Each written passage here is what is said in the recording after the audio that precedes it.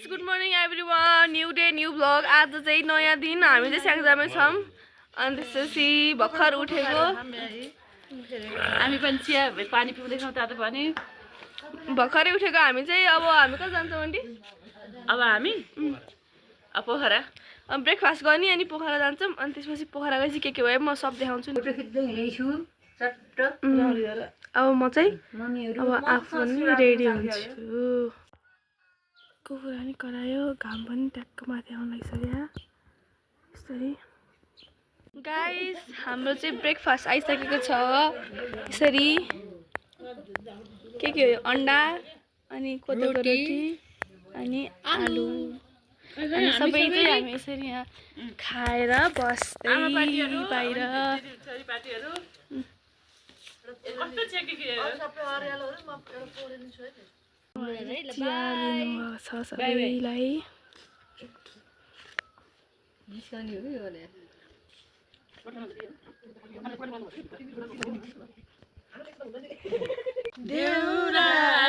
देउरालीलाई फुलपाती जगल मायालुलाई मनभित्र सजाउला देउरालीलाई फुलपाती जगाउँछ मायालुलाई मनभित्र सजाउँछ। ल हामी चाहिँ सिरुबारीबाट चाहिँ के गर्यो गुम्बामा गएर बिदाई कार्यक्रम हुँदैछ। अब हाम्रो एकछिन नाचगान गर्ने अनि बिदाई गर्ने अनि घरतिर बाटो होइन बिदाई गरेर पोखरा जाने मन्दिर सिरुबारीको भिडियो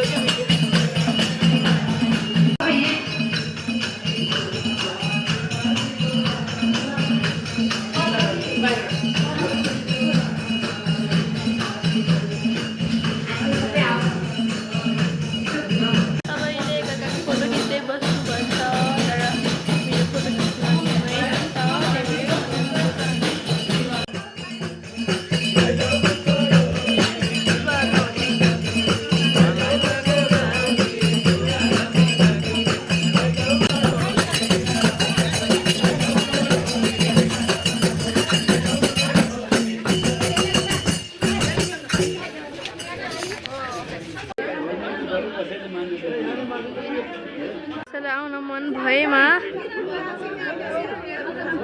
चाहिँ हामीले चाहिँ सिरुबारीलाई चाहिँ बिदा गरियो बिदा गरेर निस्किन लाग्यो गन्तव्य भनेको पोखरा रहेछ अब हाम्रो हेर्नु यस्तै छ सिरुबारीको होमस्टे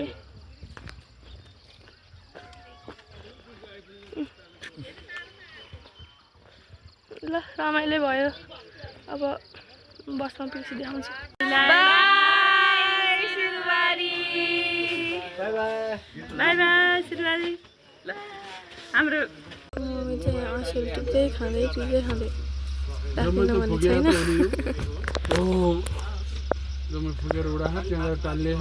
धेरै खाना मनाइ छ खायो भने पेट दुख्ने सम्भावना छ त्यसैले गर्दा विचार गरेर खानु होला है।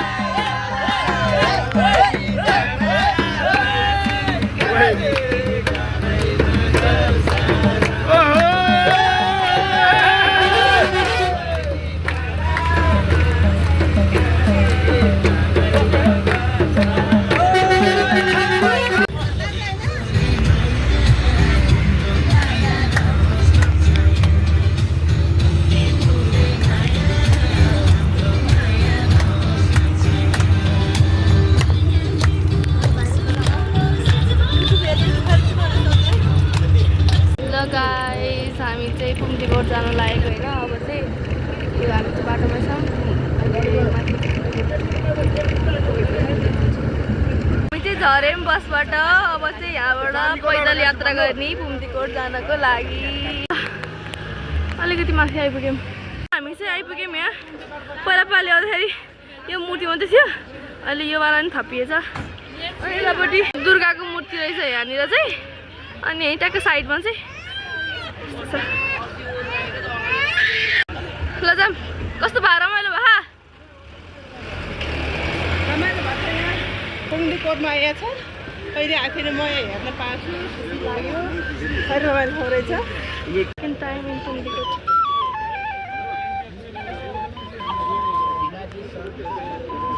कस्तो राम्रो फुल रहेछ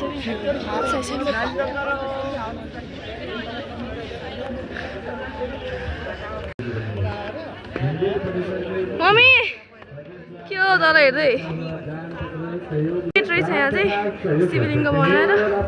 अब हामी चाहिँ यहाँबाट यसो प्रस्थान गर्छौँ।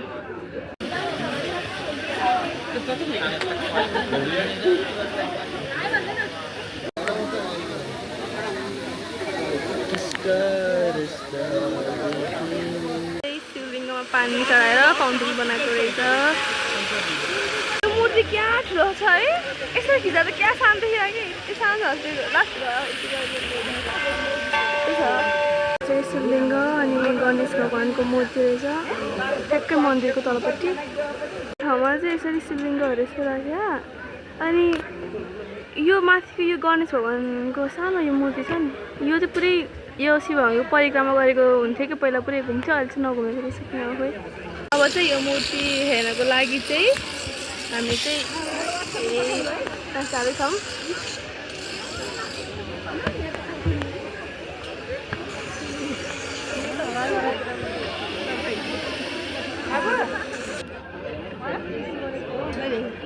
नमस्कार। अब यहाँ चाहिँ कति धेरै शिवलिङ्ग छ।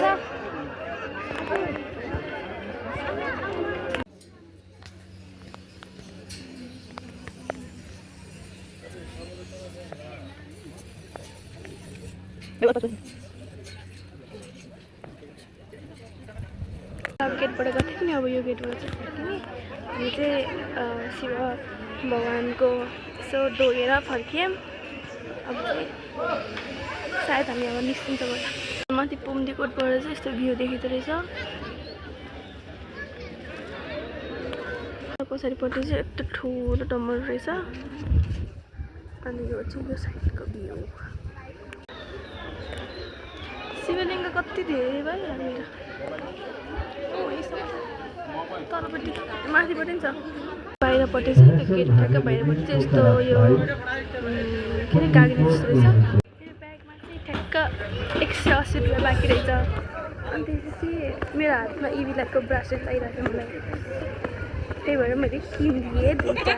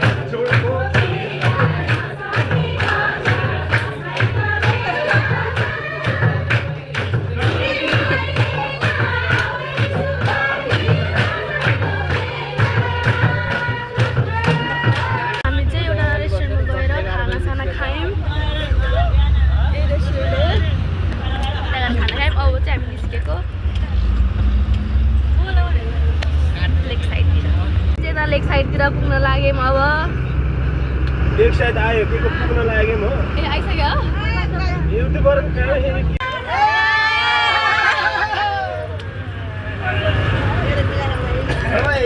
अहिले हेर्दा हेर्दै आएको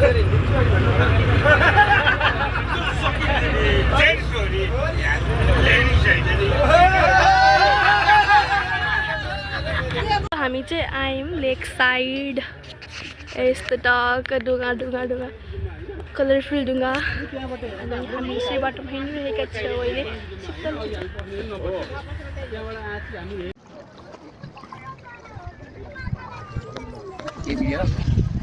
अडी पनि खिच्दै गरेको अडी पनि गर्दै गरेको के अरे कुनै यहाँ त्यसै भइरहेको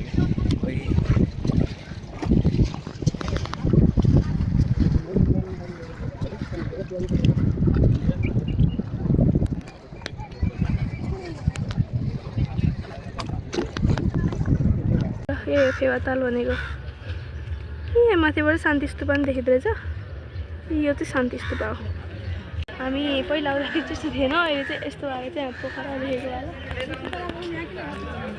सबै मान्छेहरू चाहिँ यस्तो फोटोहरू के हुनुहुन्छ फेवाताल भनेर लेखेर चाहिँ यहाँनिर चाहिँ यहाँ चाहिँ सबै बसिरहन् सबैजना भएर ल हाम्रो टिमको एउटा आवाज निकालिदिनु त कस्तो हुन्छ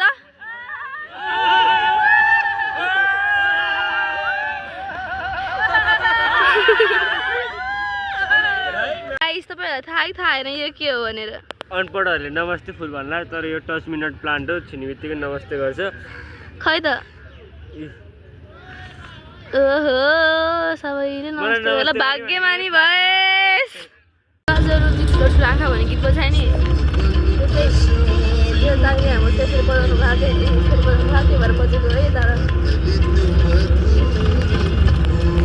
वाह वाह के हातले के बजायो गीत गाइस हामी चाहिँ बसबाट झरेम महेन्द्र गुफा जानको लागि रेडी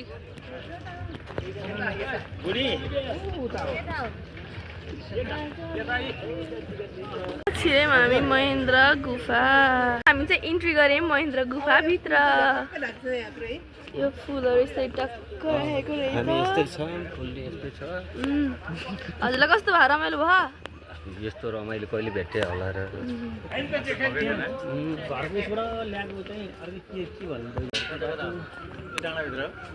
खै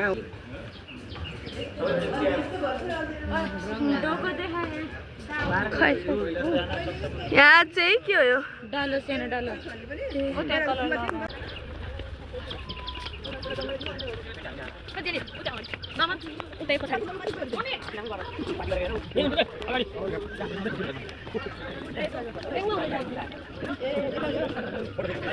महेन्द्र गुफामा सेकेन्ड टाइम आएको अब चाहिँ हामी भित्र छिरेर मात्रै कस्तो कस्तो रहेछ त्यहाँभित्र चाहिँ अहिले कस्तो भएको रहेछ पहिलाको भन्दा म चाहिँ छिरेँ त महेन्द्र गुफामा यस्तो अँध्यारो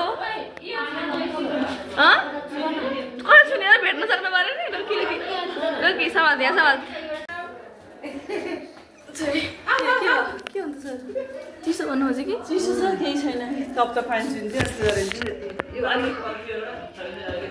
सो अँध्यारो यहाँ चाहिँ पूजा गरेर भगवान्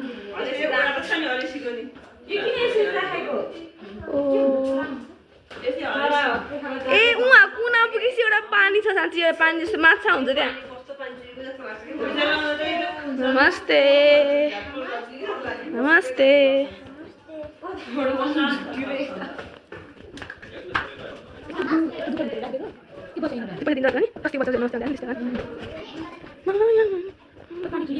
पानी चुइन्छ कि अनि चुइन्छ त लाग्छ त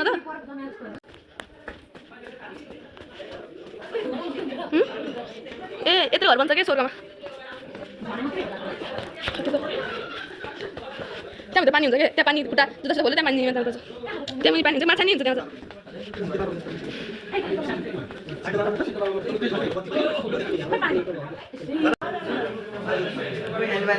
सबैभन्दा ठुलो सम्पत्ति भनेको स्वास्थ्य स्वास्थ्यको बुद्धिको काम गरेको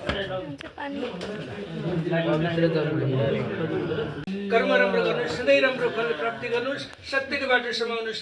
जन्मदिनी माता पिता भनेका भगवान हुन्, सधैँ सेवा गर्नुहोला, रोग नलागोस्। शान्त मातृभक्ति पितृभक्ति राख्नुहोस्, गिरिएको रक्षा गर्नुहोस्, शुभ कार्य राम्रो होस्, रोग नलागोस्। गर्न खोजेको कार्य सफलताको कामना गर्दैछु। दीर्घायु स्वास्थ्यको मङ्गलमय कामना गर्दैछु। ओम गणपति नमो नमः। प्रणाम गर्नुहोस्। ओम विधानम भूतगणानि शिवतम कपिलम अपलचार सबै निरोगीलाई परम्पर बनाउने पढाइले फर्स्ट प्रायोरिटी दिने लक्ष्य राम्रो लिएर पढ्ने, लाइफ राम्रो बनाउने, बाबुआमाको सम्पत्ति जोगाउनु पर्यो, एउटा स्कलरसिपमा नाम निकाल्ने, सोच बनाएर पढ्ने, लाइफ राम्रो बनाउने, रोग नलागोस् है।